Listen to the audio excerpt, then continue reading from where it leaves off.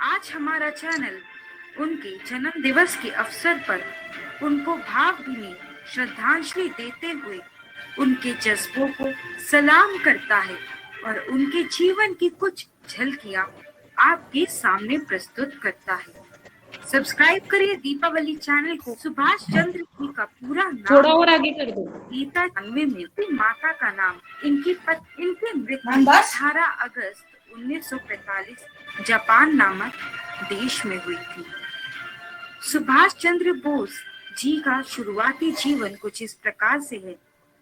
सुभाष चंद्र बोस जी का जन्म कटक उड़ीसा के बंगाली परिवार में हुआ था। उनके 7 भाई और 6 बहनें थी। अपनी माता पिता की 9वीं संतान थी। नेताजी अपने भाई शरद चंद्र के बहुत करीब थे। उनके पिता जानकी नाथ कटक के मशहूर और सफल वकील थे, जिन्हें राय बहादुर नाम की उपाधि दी गई थी। नेताजी को बचपन से ही पढ़ाई में बहुत रुचि थी। वे बहुत मेहनती और अपने टीचर के प्रिय थे, लेकिन नेताजी को खेल कूद में कभी रुचि नहीं रही। नेताजी ने स्कूल की पढ़ाई कटक से ही पूरी की थी। इसके बाद आगे की पढ़ाई के लिए वे कलकत्ता चले गए। वहां प्रेसिडेंसी कॉलेज में फिलॉसफी में बीए किया। इसी कॉलेज में एक अंग्रेजी प्रोफेसर के द्वारा भारतीयों को सताए जाने पर नेताजी बहुत विरोध करते थे। उस समय जातिवाद का मुद्दा बहुत उठाया गया था। ये पहली बार था जब नेताजी के मन में अंग्रेजों के खिलाफ जंग शुरू हुई।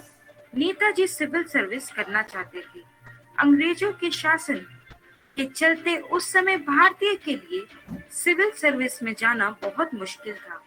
तब उनके पिता ने इंडियन सिविल सर्विस की तैयारी के लिए उन्हें इंग्लैंड भेज दिया। इस परीक्षा में नेताजी चौथे स्थान में आए, जिसमें इंग्लिश में उन्हें सबसे ज्यादा नंबर मिले। नेताजी स्वामी विवेकानंद को अपना गुरु मानते थे।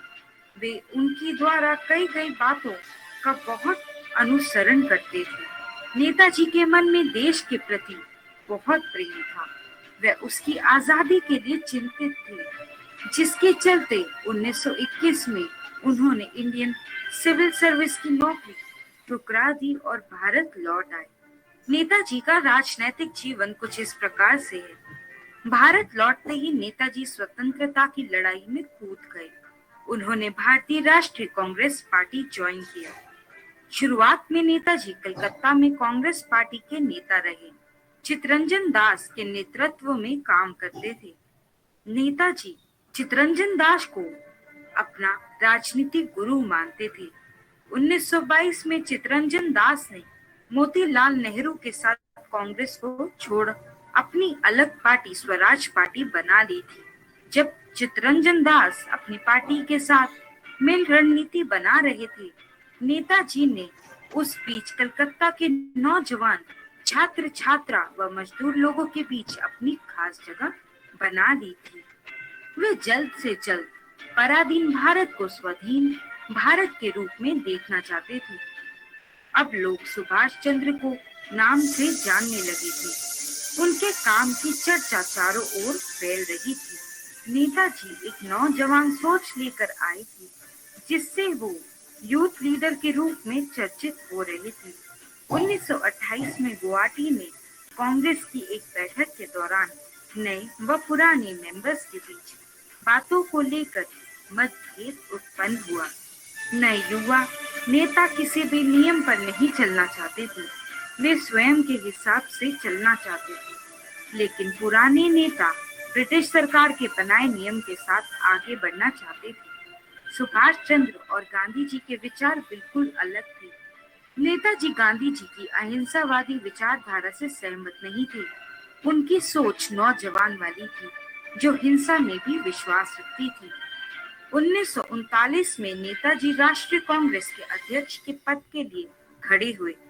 इनके खिलाफ गांधी जी ने पटाभी सीतारामैया को खड़ा किया था, जिसे नेताजी ने हरा दिया था।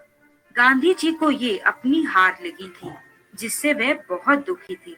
नेताजी ने ये बात जानते ही अपने पद से तुरंत इस्तीफा दे दिया था। विचारों का मेल न होने की वजह से नेताजी लोगों की नजर में गांधी विरोधी होते जा रहे थे, जिसके बाद उन्होंने खुद कांग्रेस छोड़ दी थी। अब मैं आपको इंडियन नेशनल आर्मी के बारे में बताती हूँ। INA 1939 में भारतीय विश्व युद्ध चल रहा था। तब नेताजी ने वहां अपना रुख किया। वे पूरी दुनिया से मदद लेना चाहते थे ताकि अंग्रेजों को ऊपर से दबाव पड़े और वे देश छोड़कर चले जाएं। इस बात का उन्हें बहुत अच्छा असर देखने को मिला, जिसके बाद ब्रिटिश सरकार ने उन्हें जेल में डाल दिया। जेल में लगभग 2 हफ्तों तक उन्होंने न खाया न पिया। उनकी बिगड़ती हालत को देख देश में नौजवान उग्र होने लगे और उनकी रिहाई की मांग करने लगे। तब सरकार ने उन्हें कलकत्ता में नजरबंद कर रखा था।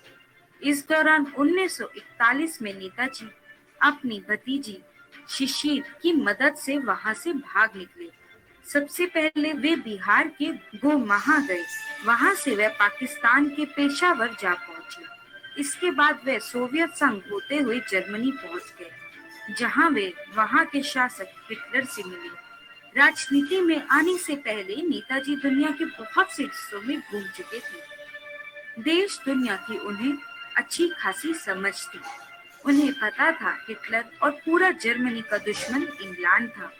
ब्रिटिशों से बदला लेने के लिए उन्हें ये कूटनीति सही लगी और उन्होंने दुश्मन के दुश्मन को दोस्त बनाना उचित समझा। इसी दौरान उन्होंने ऑस्ट्रेलिया की एमिली से शादी कर ली थी, जिसके साथ वे बर्लिन में रहते थे। उनकी एक बेटी भी हुई, अनीता बोस। 1943 में नेताजी जर्मनी छोड़ साउथ ईस्ट एशिया मतलब जापान जा पहुंचे। वहां वे मोहन सिंह से मिले, जो उस समय आजाद हिंद फौज के मुख्य थे।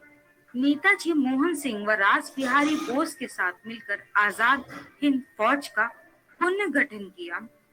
इसके साथ ही नेताजी ने आजाद हिंद सरकार पार्टी भी बनाई। 1944 में नेताजी ने अपनी आजाद हिंद फौज को "तुम मुझे खून दो, मैं तुम्हें आजादी दूंगा" नारा दिया, जो देश भर में नई क्रांति लेकर आया। नेताजी का इंग्लैंड जाना। नेताजी इंग्लैंड गए, जहां वे ब्रिटिश लेबर पार्टी के अध्यक्ष व राजनीति मुख्य लोगों से मिले, जहां उन्होंने भारत की आजादी, उसके भविष्य के बारे में बातचीत की। ब्रिटिशों को उन्होंने बहुत हद तक भारत छोड़ने के लिए मना भी लिया था। नेताजी की मौत कैसे हुई? 1945 में जापान जाते समय नेताजी का विमान ताइवान में क्रैश हो गया, लेकिन उनकी बॉडी नहीं मिली थी। कुछ समय बाद उन्हें मृत घोषित कर दिया गया था। भारत सरकार ने इस दुर्घटना पर बहुत सी जांच कमेटी भी बिठाई, लेकिन आज भी इस बात की पुष्टि आज भी नहीं हुई है। मई 1956 में शाह नवाज कमेटी नेताजी की मौत की गुत्थी सुलझाने जापान गई, लेकिन ताइवान ने कोई खास राजनीति रिश्ता न होने से उनकी सरकार ने मदद नहीं की। 2006 में मुखर्जी कमीशन ने संसद में बोला कि नेताजी की मौत विमान दुर्घटना में नहीं हुई थी और उनकी अस्थियां जो रेकोंजी मंदिर में रखी हुई हैं वो उनकी नहीं हैं। लेकिन इस बात को भारत सरकार ने खारिज कर दिया। आज भी इस बात पर जांच व विवाद चल रहे हैं। तो दोस्तों, ये था उनके जीवन का सफर। अगर आप भी नेताजी के जीवन से जुड़ी कुछ घटनाएं जानते हैं तो हमें जरूर कमेंट बॉक्स में लिखें। हमारे वीडियो को लाइक